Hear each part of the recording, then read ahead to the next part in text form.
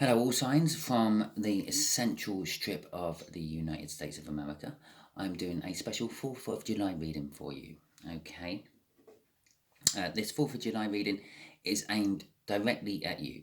And I know what you're kind of thinking, how can you just be doing a 4th of July reading? I'm doing the energies of the 4th of July. Now, as I said on my previous video for the East Coasters, if you can imagine, the energies is a watch, okay? And at a specific time when America declared its independence and became an independent country, the day you are now celebrating, because I am actually going to time this to come out on your day, then you have all the planets were in a certain place, yeah?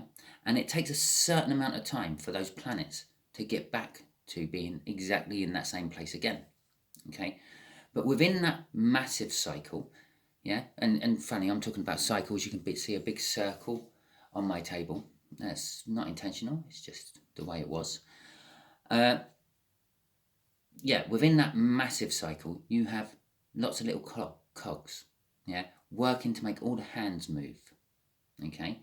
So if you can imagine lots of different hands on there, all representing the different planets and the different things in our solar system and the star signs and everything else, yeah, all the stars, all those cogs are little cogs going down smaller and smaller and smaller. So each one of these little cogs turns once, which makes another one turn a tooth. And then that one turns a whole revolution, which makes another one turn the tooth, which eventually makes all the different hands all move at different speeds and different times. And eventually they all line back up into one line of hands, yeah, or arms on the watch, if you will, which is the exact complete cycle to get everything back to where it was when you first declared your independence. Now, I'm putting literally on one of those cogs, okay, the cog of the current cycle we're in, the yearly one, okay, because obviously it takes a certain amount of years of our planet rotating around the sun to make it all work. So I'm putting on that one, okay? So we are putting the energies of what you can expect from today, the 4th of July, in your time. Yeah, it's not going to be the 4th of July. Well, it will be the 4th of July where I am when the video comes out, but it's not quite the 4th of July where I am at the moment. Going on for about a week or so, okay? Do bear in mind this is a general read, so it may or may not resonate with you, and the energies may hit you at slightly different times. For some of you, you might already be going through the energies I'm putting out of, and for others of you, it might start affecting you in a week or so's time. But hopefully, for the bulk of you, it will be affecting you now, literally, as you are watching this video. So, just give it a quick shuffle. There's my shuffle. Look, cards are messy when they went in. They weren't a nice, neat shuffle, so I know it's the right shuffle. I'm just literally going to do 3 cards and a little clarifier, or a crossing card, and maybe some clarifiers if I feel the need to. Okay, so it could be quite a quick video. It might be a long video. Don't know yet. Okay, we are dealing with the Knight of Swords, a fast-acting energy. The 8 of Pentacles, work. Okay. And the 8 of Cups, movement. I'm just going to call it movement for now until I start piecing it all together. Now, the 8 of Pentacles is all about your work life, working. Yeah, it's generally speaking, it's about starting off your career and working all the way up to the pinnacle of your career until you are earning enough to save enough so you don't have to work anymore and go into retirement, or as the 9 of Pentacles is quite often said by certain tarot readers, being free and independent. Okay? Now, this isn't actually about work as in working for someone else. I'm feeling work on yourself. So starting off roughly now when you're watching this video, you are going to start working on yourself. You're going to work on yourself about making yourself independent. It's a fitting time. It's Independence Day. Okay? The whole point of this card is earning enough money so you can live off it without having to work. Okay? We call it a retirement fund. A retirement fund can kick in at any time. Okay? Once you think you've got enough money there to keep you going for the rest of your life, you can then stop working, you can retire, you can make yourself independent. A fitting card for the 4th of July, isn't it? Okay, what's pushing this is a Knight of Wands, the Knight of Swords even. The Knight of Swords is a singular message, a singular goal. All these people on this boat, they're rowing like mad to try to get that boat to its destination. Okay, it's a fast moving action there. The wind's bellowing through the sails as well as them rowing. They are really going for it. They're going top speed as fast as that boat can actually go. And that's kind of like the energies coming off this. You are wanting, for some reason, to get this done as quick as you can. Get your independence as quick as you can. You're working. I'm not saying that you have made yourself independent. You are working on making yourself independent. Now, if that's in a work setting and you are working to retire early, so you're putting in extra hours and all that, then so be it. If it's in a relationship, you're working on actually somehow getting out of that relationship.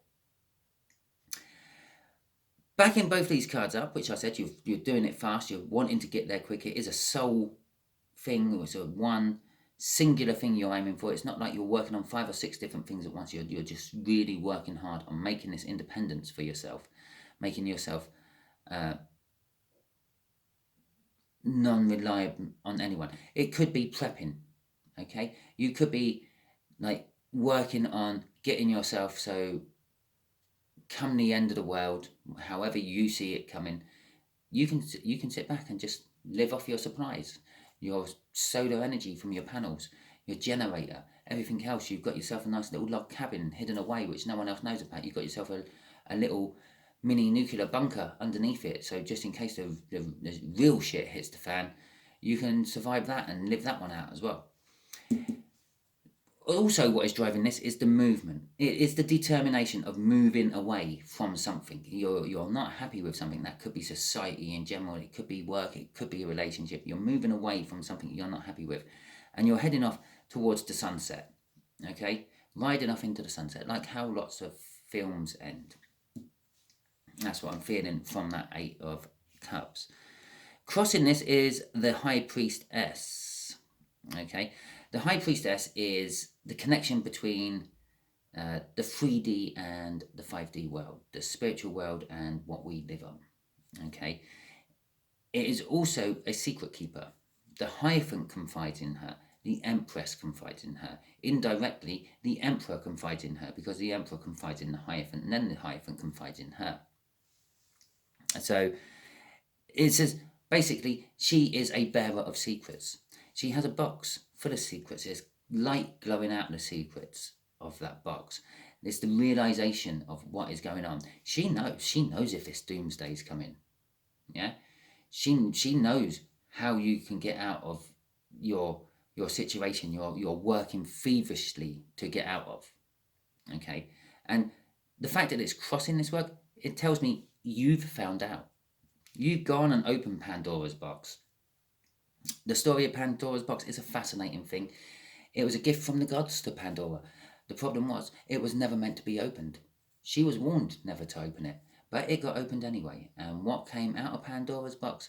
In layman's terms, it was the 4 horsemen of the apocalypse. Okay, everything bad in the world came out of Pandora's box. And once it was all out, it couldn't be put back in. Okay, that's the whole moral of don't open Pandora's box. Yeah, sometimes you might not actually want to know the truth. This is kind of like what I'm feeling. You wanted to know the truth. You found the truth. You got the truth, and now you are a bit panicky about the truth, and you're working really, really hard to make yourself independent. A, of the truth, and B, of what that truth will bring. Okay, I am going to clarify this 8 of Cups. I feel. I don't feel it needs that much clarification, but I am just going to clarify it just for my own curiosity. Okay, so it's love.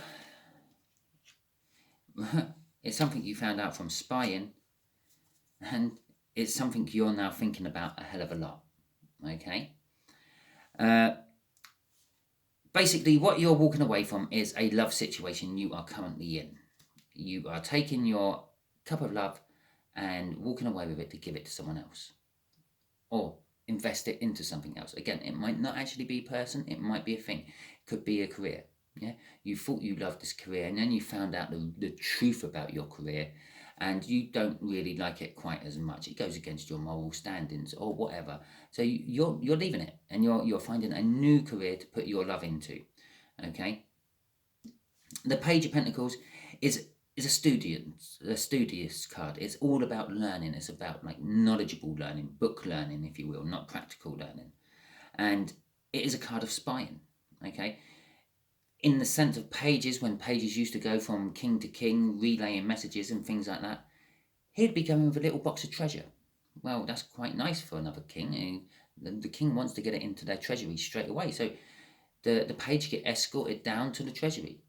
Okay, the king the page has gone to believes it's all in good gesture. So he's not got him under armed guard. He hasn't like prohibited him from going anywhere else in the castle or anything like that. He's an honoured guest. He's come with a box of treasure. He now knows where the king's treasury is. He now knows how many people are in the castle guarding the king's treasury. Yeah, he now knows all the little secret passageways in the castle. And then he goes back to his own lord and he relays the message back. It's a card of spying. It's a card of learning. You found all this out backhandedly, under the table, so to speak. You sneaked around and found it out, which now has left you in a frame of mind of overthinking the thing. Not to the point where it's not affecting your life, but it's at the point where it's occupying all your spare time. Yeah, you're sitting down, you're watching your favorite TV program, and you get to the end of it and you realize that you haven't actually taken any of it in because you were thinking about this. Okay, that kind of energy of thinking. I will just whack the crossing card on that as well. It is leading you to victory. And again, it's an appropriate card to have out for the 4th of July. The 4th of July was all about gaining your independence, getting your victory from us British. It's a victory against all the odds, though, and it's a determination. It's feeding off that Knight of Swords over there. There is a determination to get this victory, to win. Okay, and the universe is kind of saying that you will win. I will just show you the crossing card of that as well. You will get your happy ever after. The new life you are now looking for, the 10 of Pentacles.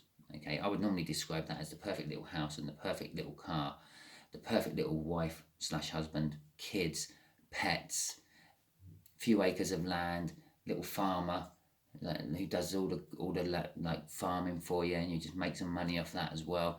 It's the perfect life. Okay, it's the minor arcana of the sun. If you know your tarot cards, the sun, it's all about happiness, joy, security. Okay, and the truth being revealed. So there is your read, purely for my Americans in the central part of the USA. I have excluded everyone else from this read. I can't actually exclude everyone else from this read. I can't stop someone from watching it from the UK. But the energies I was putting on were just for you in that central part of America. Okay, and I hope it resonates with you. Thank you very much, and goodbye.